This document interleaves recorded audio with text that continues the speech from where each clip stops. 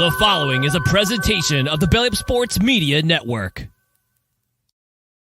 Here's what's cooking on today's Sports Stove podcast. We're talking NFL Week 14, college football playoffs, and where will Shohei Ohtani land? All that's coming up on this episode of the Sports Stove podcast. From Belly Up Sports and the Belly Up Podcast Network, you're listening to the Sports Stove podcast with your host, Vince Stover. Hey, good looking, what you got cooking? How's about cooking something up to me? Welcome into an all-new edition of the Sports Stove podcast presented by Righteous Felon Jerky. Stocking stuffers are the next thing on the calendar, and there makes no greater stocking stuffer than the one and only Righteous Felon Jerky, the purest and greatest textured jerky in the world. Go to righteousfelon.com. Use the promo code STOVE15. That's STOVE15. You're going to get 15% off your purchase. Find yourself your next favorite flavor like bootleg and barbecue or Soul Survivor or Foul Capone or whatever else you like. It's all there. So make sure you check it out and use that code STOVE15 at checkout at righteousfelon.com. I'm your host, Vince Stover, joined by my dad, Dale Stover, as I am every Wednesday night. How you doing, Dad? Good, doing good. Like I said, boy, exciting times going on here, and been a great weekend in football for us. And so, but yeah, a lot of movement, a lot of things going on, in the college game, and just a lot of areas there. So busy time in sports. It is. Of course, we need to wish a happy birthday to my mother, your wife, as it's her birthday today. And I'm sure she's in the living room watching right now as we're doing this show. But happy birthday to Mom out there. Talked to her earlier today, and sounds like she's doing well. So that's always good, of course, as well. But there is a lot going on in the sports world. We're going to start with Major League Baseball, as the winter meetings have opened in Nashville, Tennessee, and a lot of things on the horizon. Juan Soto being traded to the Yankees looks like it's going to happen. They're still working out the final details. Of course, they've not agreed on anything yet. And as we learned last year, it can sound like a deal is done, and it may not be. So we'll wait until that one gets done to talk more about that. Of course, there's other things happening, trades, free agent signings. Craig Kimbrell signed with the Orioles today. Some other smaller signings happened as well. Yadier Molina hired on with the Cardinals in the front office position, a special advisor to the player personnel director, I think, something like that. So he's back in St. Louis. And, of course, all the talk, though, is Shohei Ohtani. I saw a report today that said the Cubs are all but out of the Shohei Ohtani running. So it looks like the Blue Jays, the Dodgers, are the main guys right now, the main teams that are in. Other teams, of course, are still there and working their way into, trying to find their way into the Ohtani situation as well. At the end of the day, I still think he ends up on the West Coast, but we'll see. Toronto, I mean, they've got some money to throw around too, and they might have enough to do it. We talked a lot about Shohei at the end of last year on the Fantasy Baseball show. And I think he ends up out in LA, but we'll see where all that shakes down to. Excited to see when that, and it's supposed to come this week. They're saying in the next couple of days we're going to know where Shohei Ohtani is, and I'm interested to see where he ends up at. I just really think it's going to be out west, Dad. Although Toronto, they've got a great international community, so maybe that makes some sense there also.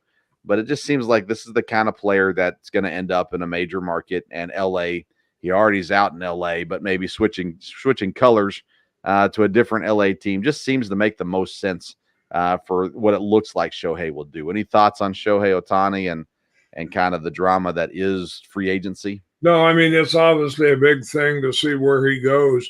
Did I hear correctly? Will he not pitch this year? Will he just will he just be a designated hitter because of his injury last year, or is that not that up in the air still? I believe it's still technically up in the air. It's most likely that that's what it'll, at least for the first half of the season, if not further. A high likelihood of him only being a DH this year, which is still worth its weight Oh, on yeah. whatever contract you give him. But yeah, I think that's probably the way that'll end up. Gotcha. Okay. Well, that'll be interesting to see. Do you think, I know you'll get into this more a lot later, if he is not pitching this year, would that affect his fantasy value some? I mean, it will affect his fantasy value for sure. He'll still be a top, first round pick, but he may not be the consensus number one pick in that case, just because, I mean, he got all his points from pitching. I mean, he split it pretty evenly between pitching and hitting. So yeah, it'll definitely lose some value, but he's still going to be one of the top hitters in the game. And so he would still be a first round pick. And just by name, he'll probably still be number one in several people's eyes. I would probably drop him down maybe to 2 or 3, somewhere, maybe even 4 once it's all said and done. Okay.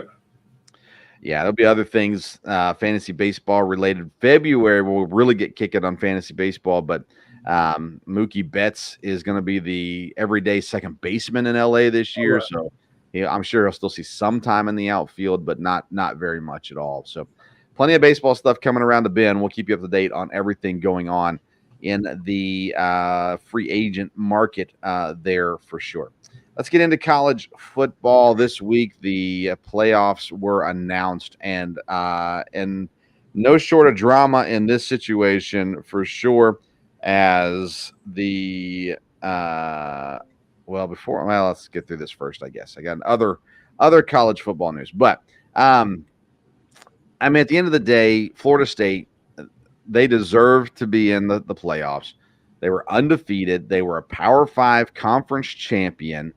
And it should not matter that their quarterback was injured, and it should not matter that they only beat Louisville by 10, 16-6. There is you will not be able to convince me that Florida State did not deserve to be in the playoffs this year. They did everything that they could do to be there. A Power 5 undefeated champ. You don't get left out unless the other 4 Power 5 conference champs are undefeated. And that's not the way it worked this year. Texas and Alabama both make it in with 1 loss.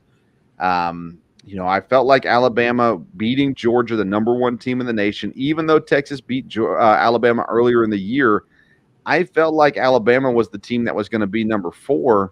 And I thought Florida State would be 3. When they came out and said Texas 3, Alabama 4, Florida State 5, I was in, maybe shock's not the right word, because it's hard to be shocked by anything the NCAA does. But, man, I was heartbroken for Florida State, the players. I can't imagine what they're going through, just knowing, man, we did everything we were supposed to do, and we still get left out for Nick Saban and a brand of Texas football that is on the rise, obviously, and I think deserving. I think Texas and Alabama were deserving to a degree, but not over Florida State. So I that one was wild, and I just completely disagree with it as well. Your thoughts on the Final Four and the process that got us there? Well, I'm glad, of course, they're going to expand it next year. I've never really understood 5 power conferences and there's only 4 playoff spots. That never really seemed like it was a fair thing anyhow.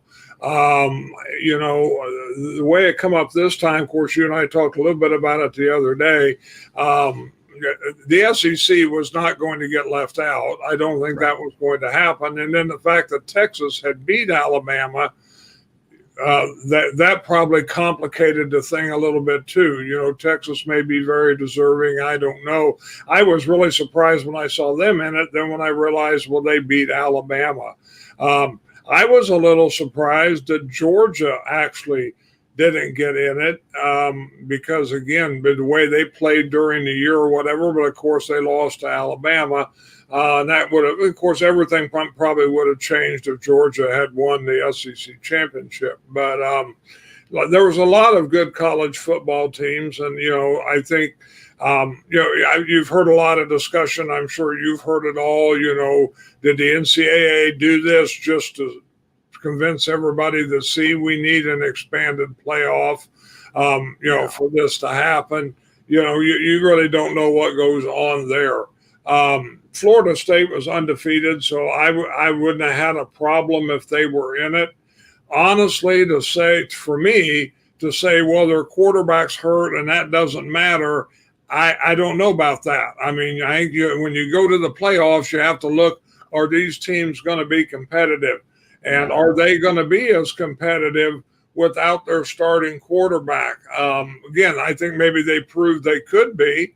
So that would have been okay. But I think injuries have to play into that. I think when you get to 12 teams, that won't be the case because, again, you could put them in, and then if they can win, they can prove they can do it. Man, I completely disagree with you. Why play the season? What's the point? Why did they even play the championship game?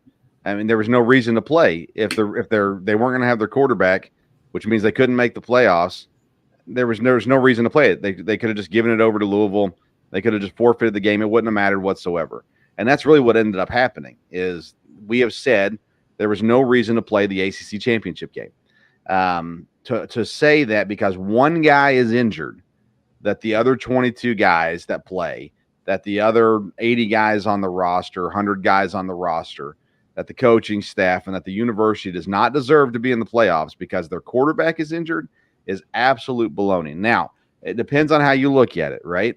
If you look at it as the 4 best teams need to be in the playoffs or the 4 most deserving teams need to be in the playoffs.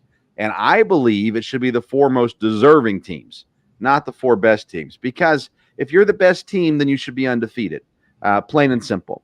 And Alabama's not the best team. They're not undefeated. Texas is not the best team. They're not undefeated. Will they win the championship? Maybe. We'll see.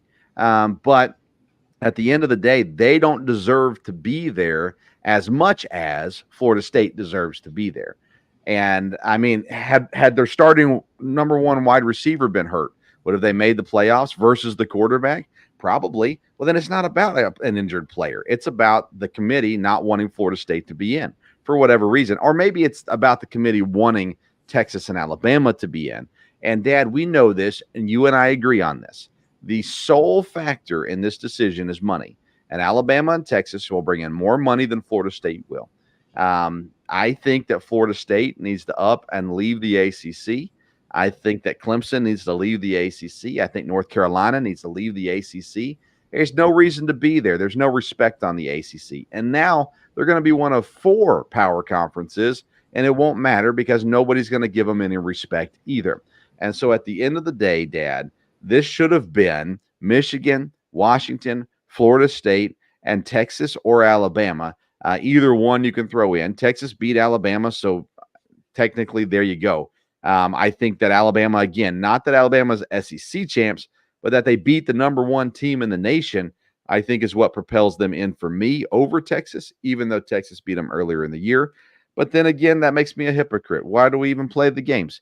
If you're going to win, you're going to beat them, then you should be over them, plain and simple as well. So I think it's all wrong. And I don't think it has anything to do with showing that we need an expansion because we're getting an expansion. They don't need to show it. Everybody thinks we need expansion. So I don't think that's it either. I just think this is a travesty of college football and just that continued corruption that we see within the committees of the college football world. Georgia, there's no way Georgia could have made it in, by the way. After they lost the game, there was just no way for them to be in. Me and you talked about this earlier. Texas beat Alabama, so you couldn't put Alabama in and not Texas. Alabama beat Georgia, so you couldn't put Georgia in and not Alabama. Florida State was undefeated. That's got to mean something. They're at a Power 5 conference, so they weren't playing nobodies. Granted, the ACC isn't as strong as it has been in the past, but they're still good enough. And, man, it's got to count for something. And Florida State deserves to be there. Would they have won round 1? I have no idea. But that's why they play the games. That's why they won 13 of them this year, because they had the opportunity to do so. And that should have been given to them in the playoffs. They will play Georgia in the bowl game. And if Georgia blows them out, then everyone's going to go, see. No, it's not going to matter. 13-0, ACC champs. They should have been in the playoffs, no matter if it was going to be competitive or not. They earned that right. And just because the quarterback wasn't going to be there doesn't mean the team didn't deserve to be there. So Florida State and Georgia will face off on Saturday, December the 30th. Georgia is a 14-point favorite in the Capital One Orange Bowl coming up. Dad, Michigan is a slight favorite against Alabama. Last I saw was 1.5. And then Texas is the favorite over Washington. I think 4 points is what I saw, 4.5 as well. I was on a show Sunday, and I said, I wouldn't be surprised at all if we're looking at Texas and Alabama in the championship of this one. I think Alabama beats Michigan, and I think I have undermined Washington all season long, so why stop now? So I think Texas beats Washington, but obviously all 4 of these teams are really good teams, and I think the playoffs will be good even so. But how do you see? Well, we'll talk about those games as we get closer. So let's hold off on prediction time. Any other bowl matchups that really stood out to you, though, when those got announced? No, I mean, I think Ohio State, has got a good game, so that's good there. And, of course, paid attention to see where Tennessee was going to be and where they were going to play. So there will be some other good bowl games.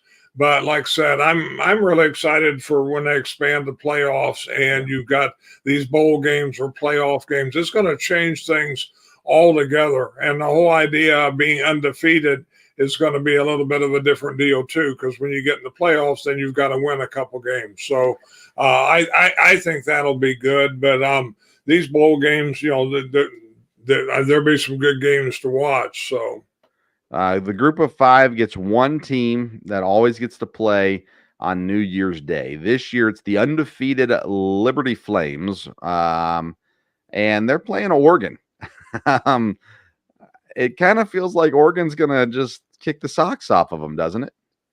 Yes. Yeah, it sure looks that way. When I saw that game, I thought, wow, that will be an interesting one. But again, I mean, Liberty will have a lot to play for, and we'll see from there. But yeah, Oregon, Oregon's a real power.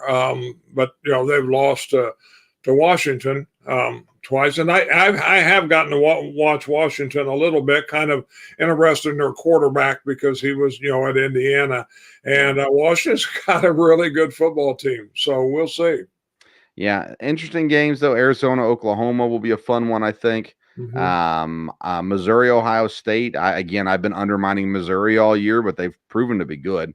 And Ohio State has 25 players in the portal, so who knows what team they'll look like coming out. And then Ole Miss, Penn State, other just high-ranked matchups, things like that. That'll be fun. Outside of that, there weren't really any that stood out outside of the main ones to me. Troy and Duke's an interesting one. But again, Duke's quarterback's going to the portal, so maybe that takes some fun out of that one also. I don't know. We'll see where it all goes. But plenty of college football to talk about in the weeks ahead. Let's transition over to the NFL, Dad. And let's start with last week. Some interesting games went on last week. Thursday night was a barn burner. Cowboys ended up winning 41-35. Chargers beat the Patriots 6-0 in a battle where both coaches look to be gone when the season is done. So that was wild that the Chargers could only score 6. Cardinals came out, showed up against the Steelers 24-10. Colts and Titans went to overtime. Again, neither team was great or good, but the game itself was entertaining. Texans showed up to beat the Broncos. Lions beat the Saints. Carr gets hurt again. Falcons dominated the Jets 13-8. Talk about a boring game. And Tim Boyle loses his job. He gets released this week. And good old Zach Wilson back in the helm. We'll talk about that in a moment. Dolphins blow out the Commanders. Bucks hold off the Panthers. 49ers, Dad, just crushed the Eagles. What does this mean for the upcoming playoffs? Are the 49ers that much better than the Eagles, or do they just get the better of them on this Sunday? Well, I mean, it's hard to say. You could make a case that the 49ers are definitely the team. Early in the year, it looked like they were the class there. And, they looked like it the way they handled, the Eagles. The thing to remember about the 49ers now, it was true they had some injuries, but they did lose some games. So it's not like they can't be beaten. Of course, they, made a big pickup at the trade deadline to help the defense. And when they've got everybody healthy, they've got lots of weapons. So I think they'll be the favorites going in if they continue to run through the rest of the season here. Be interesting to see. The Eagles have a big game this week, so can they rebound? And we'll see how that goes with the Cowboys. So the Eagles are still a very good team, no doubt about it. But San Francisco definitely looked like the class the way they played last week. Well, and the Eagles picked up a linebacker this week, Shaq Leonard, formerly of the Colts. Had a great career as a Colt. Hasn't done much this year, but he's going to be in Philadelphia now. And the reports are today that Ndamukong Suh's making a return and probably signing with the Eagles as well. So they're going to add to what they're doing, and we'll see where it goes from there. And I think if they meet again, I don't think it'll be 42-19. I think it'll be a lot closer of a game, and maybe the 49ers still win. We'll get to that. We'll cross that bridge when we get to it. But nonetheless, it is what it is. Rams blew out the Browns. Let's talk about the Bengals and Jaguars real quick. Bengals get the win with their backup quarterback, Jake Browning. Overtime, of course, Trevor Lawrence goes down in this game as well. It's a game the Jaguars shouldn't lose. And this is when I look at the playoffs and I think about, okay, can the Jaguars contend? These are the games I look at and go, my goodness, they're just supposed to be better than what they are. I mean, the Bengals played great. I don't mean to take anything away from them, but the Jaguars have to be better than this if we're supposed to take them seriously. Yeah, the Jaguars aren't consistent and definitely, not establish themselves as dominant. And, if they lose their quarterback for a few games, which you would think they would, that'll have a real effect, even though he probably could be back for the playoffs. Let's get to the Packers. We don't want to spend too much time on this because not most people that watch our show aren't Packers fans, but the Packers beat the Chiefs, and sure, there was a questionable pass interference no call. There was also a questionable roughing I guess it wasn't technically roughing the passer, but personal foul call on the sideline where Patrick Mahomes was still both feet in bounds when he got hit. But nonetheless, Packers win, and I mean, I don't see how you can't look at the Packers right now and think, well, wait a second, maybe they got something here. Obviously they're not the best team in the NFC right now. But that being said, now we have been all on the Jordan Love train. We have supported, backed, and appreciate Jordan Love. The defense has turned things around. They have looked really good in the past several weeks. And the Packers just beat the Chiefs and sit in a spot right now, Dad, that I can't say, 4 weeks ago, I expected them to be sitting in. And they're 6-6, tied with the Vikings, 3 games back from Detroit. The wild card, as it sits right now, they're right there in the wild card race. So they are team number 7. And they're where they need to be. So now they control their own destiny the rest of the way out. Again, I've said it. I said it last week, Dad. If they make the playoffs, they're going to the Super Bowl. And people will just say homer, but I'm telling you, it's that kind of team this year. That being said, they beat the Chiefs. I know you stayed up and watched the whole game. Very encouraging for Packer fans. Yes, the Packers definitely have turned things around. Again, they're a young team, so they're still going to make mistakes. Boy, are they? But they definitely the whole team has kind of turned things around. Special teams have played better. The offensive line has played better. And that's the key in a lot of ways with the offense, because Jordan Love has obviously matured, has more confidence. And if he has time, again, I think a lot of credit goes to the coach, LaFleur, on this. But he knows how to call a game. There's no doubt about it. And yeah, they've got things going in the right direction. You know, all the talk I've heard this week is this will be a big game because it's a game they should win. And will young players be able to win those games? You know, or are they going to get carried away with the two good teams that they've beaten the last 2 weeks? So, but yeah, very encouraged as far as Packer fans are concerned. I do think, you know, they've got things going the right direction, and you know, they're a very young team, so they're going to be good in the future, no doubt about it. Who knows, you know, who they could surprise this year. Every game's a big game, and every game, if they win a couple more, keep stacking it up, then, you know, they're going to get in a spot where you know, they'll have to be contended with, no doubt about it. And you know, the home crowd helps them, the weather helps them. They have 2 more home games out of the last 5, and that won't hurt them at all. So, but Jordan Love, I think, has proved that he can play quarterback. Is he going to be the next great Packer quarterback like the other 3? I don't know, but he definitely can. You know, he's a starting quarterback and a good starting quarterback. And again, you know, Packer injuries are a big thing, but they've lived through some injuries. They've been winning these games without Aaron Jones.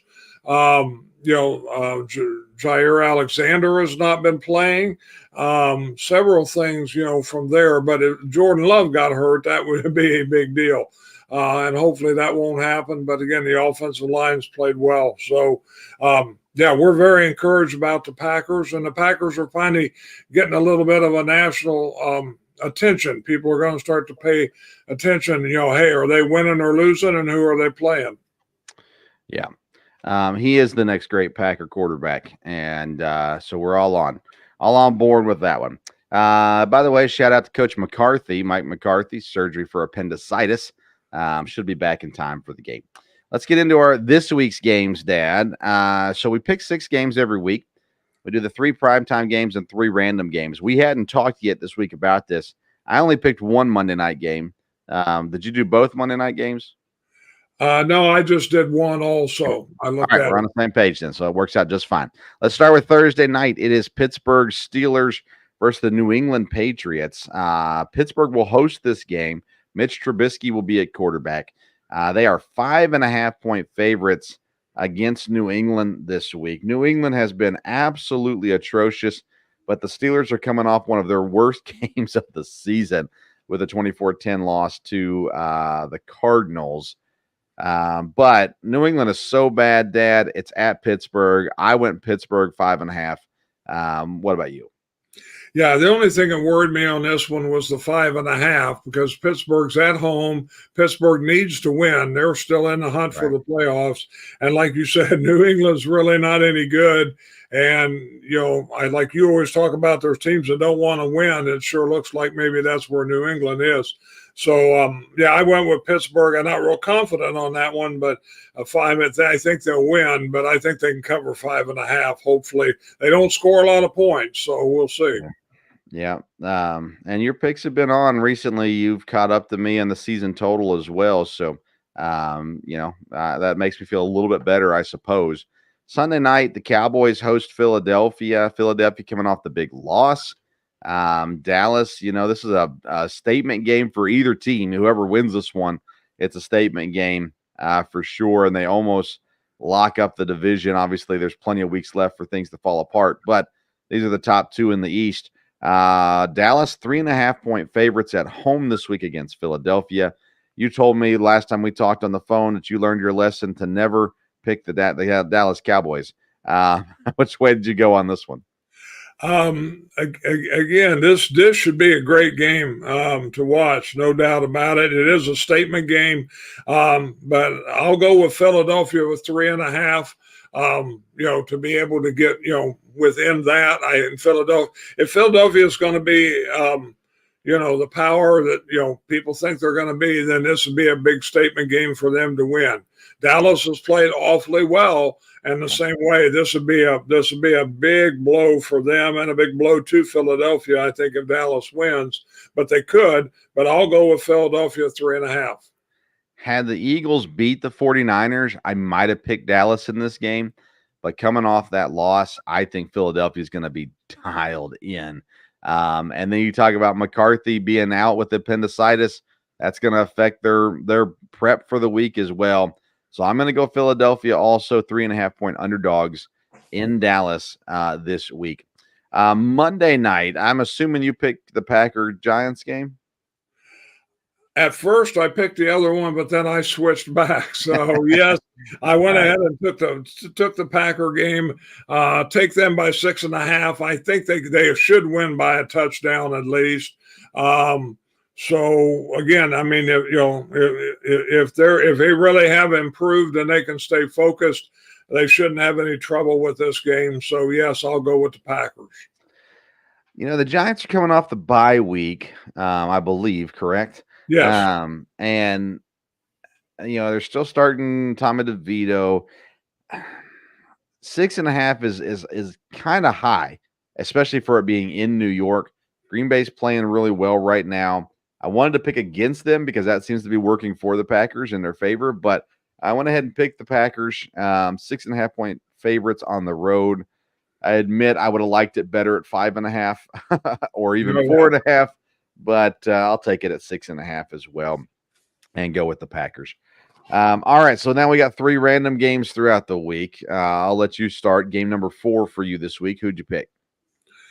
Well, I'm going to I don't think they're going to win the division, but I think they're going to stay competitive. So I'm going to stay with the Bengals.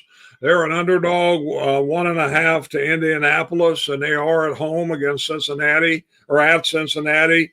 I like Indianapolis too. I wouldn't be against them winning their division, but I'm going to stick with one. I've been doing well on my picks, and it's had a little bit, I think, to do with picking some underdogs. So I want to take a couple, and so I'm going to go with Cincinnati, the underdog, 1.5 against Indianapolis. And that's a surprising pick, Dad. I did not pick this game. I did look at it, of course, and definitely considered Indianapolis here. I'm not sure. I don't know. I don't trust Indianapolis, so that's why I didn't pick them. I also don't trust Cincinnati, even though they came up with the big win. Indianapolis is a game back from Jacksonville. The Bengals are 3 games back from Baltimore. I think it benefits both teams to lose. But that being said, I would have gone Indianapolis had I picked this game. I did not. So we'll move on from that one. I'm just going to stick with Baker Mayfield, Dad. He's 2.5-point underdog to Atlanta. You cannot convince me that Atlanta is going to do anything positive with what they have going on right now. They need a quarterback. I think they need a new coach as well. Tampa, on the other hand, they need players too, but at the end of the day, I like what they've got going on. So I'm going to go Tampa as 2.5-point underdogs on the road to Atlanta this week. Any thoughts on that game? No, I almost picked that one, but I knew you were probably going to pick it, and you don't like to pick the same games I do. So, again, I think Tampa will win that, but, Atlanta, you just kind of don't know how that's going to go. So, I probably would have picked Tampa also, but I did not pick that game. Statistically very similar as far as points for, points allowed. They're both 4-4 in the conference. They're both 2-4 on the road. Atlanta is 4-2 at home, so they've won a good majority of their home games. And Tampa has lost their road games, but I don't know. I can't pick Atlanta right now. I mean, they won last week barely. Yeah, I'm not doing Atlanta, so I'll go Tampa in that one. Game number 5 for you this week. All right, I'm going to go with the dog pound in December with a home game against a Florida team with a backup quarterback. Again, Cleveland stayed in the hunt here. Again, I said I love their defense. They're favored by 2.5 over Jacksonville, and with Lawrence being hurt, I'm going to take Cleveland in that one. Now, Lawrence hasn't been ruled out. High ankle sprain is what he was given. So there's a chance Lawrence is going to play this week for everything that I'm seeing. So I did not pick this game. Cleveland's defense is very good. I've got them in fantasy, and I'm hoping they play well this week. But at the end of the day, I'm not picking Cleveland against Jacksonville. but I'm also not picking Jacksonville at the moment against Cleveland. So I stayed as far away from that game as I possibly could. My fifth game, Dad, is a road favorite, another kind of big road favorite. Houston, 6.5 points over the Jets. Going back to Zach Wilson, they should be more competent than they were under Tim Boyle. They are at home. That being said, I think Houston beats them by at least a touchdown. Houston is right there on the verge of playoffs. They're a game back from Jacksonville also. I just think Houston is the best team in the AFC South right now, Dad. Jacksonville should be, but they're not. And actually, Jacksonville's great on the road, by the way. They are 5-0 on the road so far this season. But anyways, Houston, I'm picking Houston 6.5 over the lowly Jets this week. Thoughts on that game? Yeah, well, I agree with you. And again, I'm sorry, but this was my sixth game that I picked. So I did pick this one because I feel very confident in picking against the Jets. I think they've been fine with that. Again, Zach Wilson coming back, that's going to be more of a mess there, no doubt about it. Houston has a lot to play for. They're on the road, but they've played well. They've really played well this year and got things going with C.J. Stroud. And I think Houston should win this, could easily win this by a touchdown. So I picked Houston also. Okay. My sixth game, Dad, there's one team that I feel confident picking against almost every single week of the season. That's the Los Angeles Chargers. And, well, they're playing Denver this week. Denver's a 2.5-point underdog on the road, which doesn't mean much in LA. And Denver's got the better record. Denver's got the better team. Denver's got the better coach. At the end of the day, I think Denver wins this game. So for me, this was one of the easier picks of the week, taking Denver 2.5 points underdog to the Chargers this week. The Chargers put up 6 points on the Patriots. I mean, come on. What an absolutely worthless NFL team right now the Chargers are. And I don't think Denver's great. I don't think they're back. I don't think any of that, but I think they can beat the Chargers. So I go Denver this week. Thoughts on Denver and the Chargers? Well, I understand how you feel about the Chargers, but I stayed away from this game because I have no real confidence in Denver. Just when you think, they're getting better and they're going to win, but like I said, the Chargers, you can't bank on depending on them either. They are at home, but like you said, when they're at home, that's not necessarily a big home game crowd there. So I just stayed away from this game. And again, honestly, it's one I won't be real interested in. So we'll see. Yeah, I'm with you. The other game I considered, Dad, was Detroit and Chicago. Detroit 3.5-point favorites. But the last time they played that division, again, it's a division game, which so is the Denver-LA game. A lot of games this week actually are division games. But I do not believe in Detroit. And they should be better than the Bears. They should beat them by more than a field goal. But I just don't trust Detroit right now, so I stayed away from them. I mean, everything tells me Detroit's going to win that game. But, I don't know. Am I crazy to think that the Bears have a shot in this game? No, I looked at that one kind of long and hard too, but this game's at Chicago, correct? Yeah. Yeah, and so, again, you've got the weather, you've got things.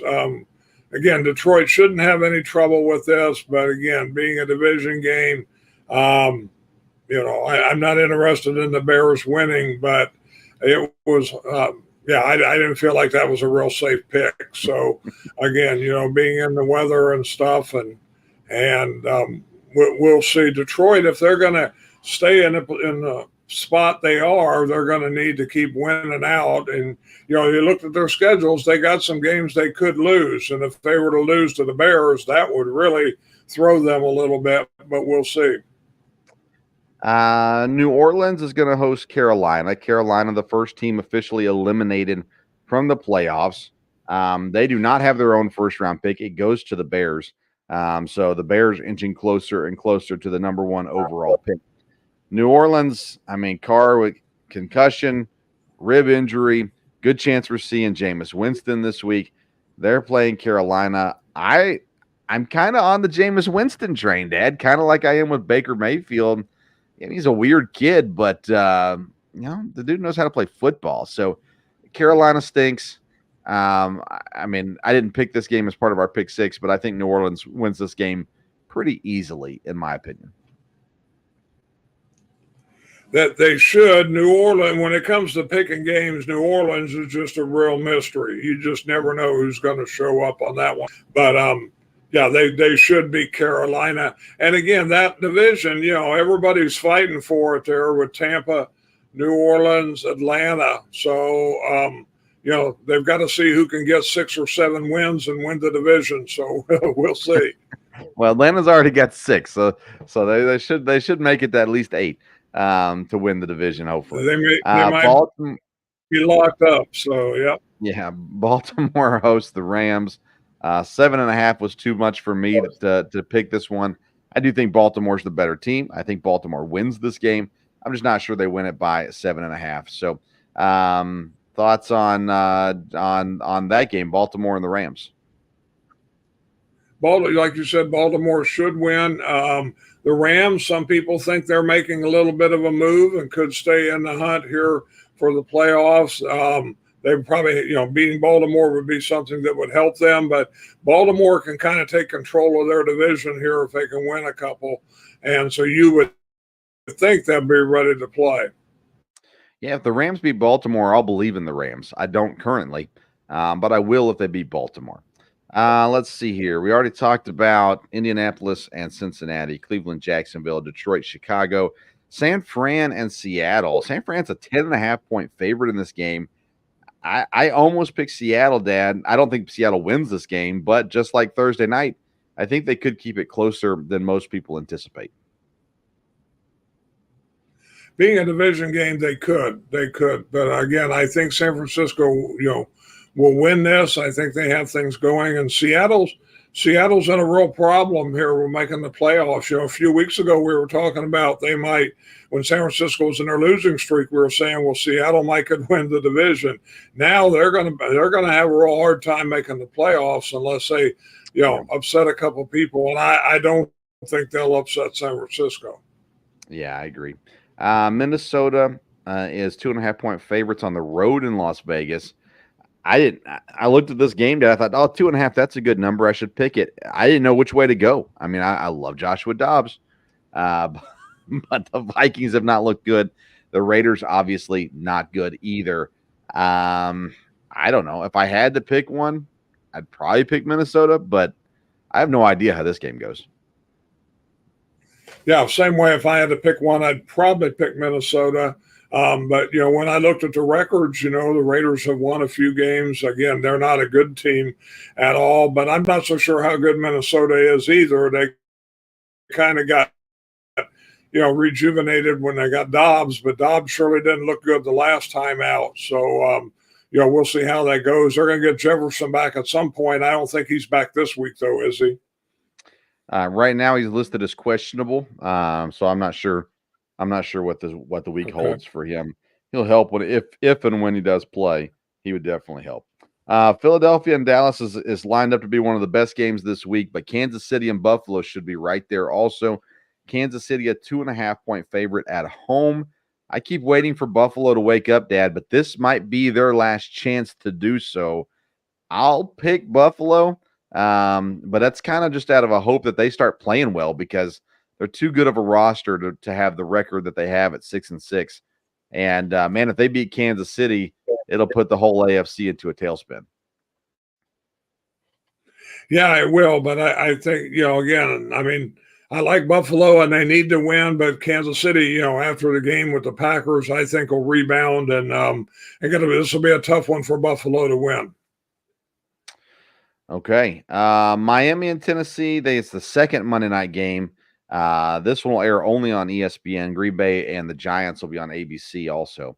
Miami's 13.5-point favorites at home. Tennessee, again, not a great team for sure. Miami's been able to put points on guys. I can't do 13.5. So that's why I didn't want to pick this game. But I think Miami wins it. I maybe they blow them out again, or maybe Tennessee gets the Mike Vrabel team and they show up and slow the game down, bruise them a little bit with Derrick Henry, and keep it somewhat close. I'm not sure, but I do think Miami wins the game.